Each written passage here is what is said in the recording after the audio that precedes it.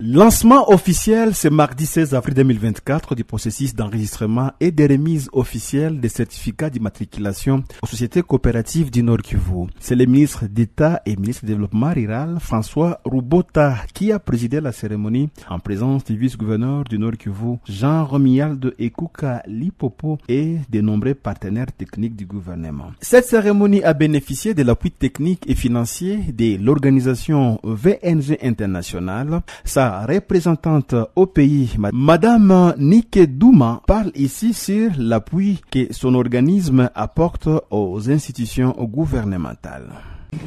VNG International est l'agence de coopération internationale, association de municipalités irlandaises, et a comme mandat de renforcer les capacités des gouvernements locaux et démocratiques afin qu'ils fournissent des services de qualité accessibles à tous.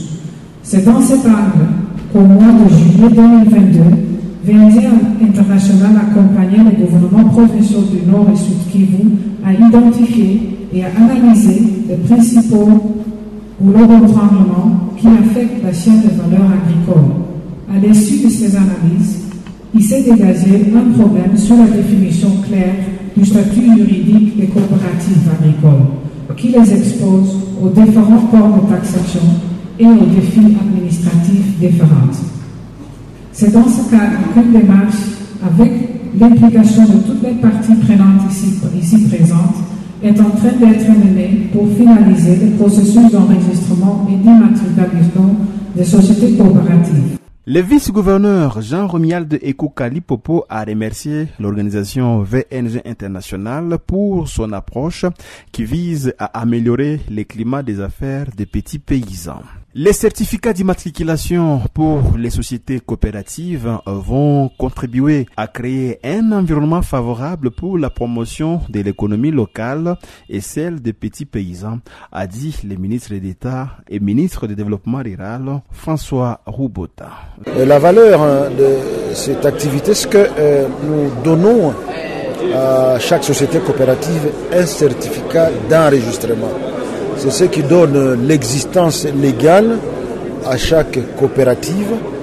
Comme vous le savez, ça leur permet d'avoir accès au crédit auprès des différentes banques et aussi obtenir un accompagnement auprès des différentes organisations internationales, pourquoi pas aussi nationales. Voilà la valeur des activités que nous sommes en train de lancer sur toute l'étendue de la République démocratique du Congo. Il y a la possibilité aussi d'accompagnement du gouvernement congolais à toutes ces coopératives. Comme vous le savez, il y a des coopératives qui sont dans le domaine minier, il y a des coopératives qui sont dans le domaine agricole. Nous avons un ministère de l'agriculture, nous avons un ministère du développement rural, nous avons aussi un ministère de mines. Il y a aussi des crédits qui sont alloués à ces ministères au travers le budget national. Alors, lorsque ces coopératives sont enregistrées et reconnues sur le plan national, elles ont le bénéfice aussi de ces crédits qui sont inscrits au niveau du budget national. Les sociétés coopératives ont exprimé leur reconnaissance au gouvernement de la République démocratique du Congo pour ces documents qui définissent désormais leur statut juridique. Madame Soko Nivirakali de la coopérative Cofeposa a parlé au nom des membres des sociétés coopératives.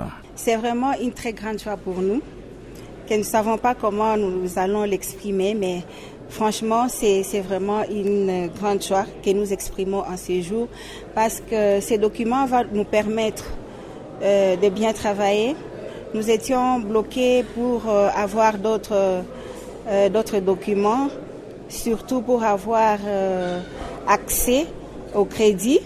Mais avec ces documents, les portes nous sont ouvertes de partout. Ces documents, au fait, ça nous accorde la personnalité juridique. Notons que cette activité s'inscrit dans le cadre du projet Trader, Transition pour un développement inclusif à l'est de la RDC, implémenté dans les provinces du Nord et du Sud Kivu à travers le consortium des organisations ZOA, Agritera et VNG International, appuyé par les gouvernements néerlandais à travers l'ambassade des Pays-Bas.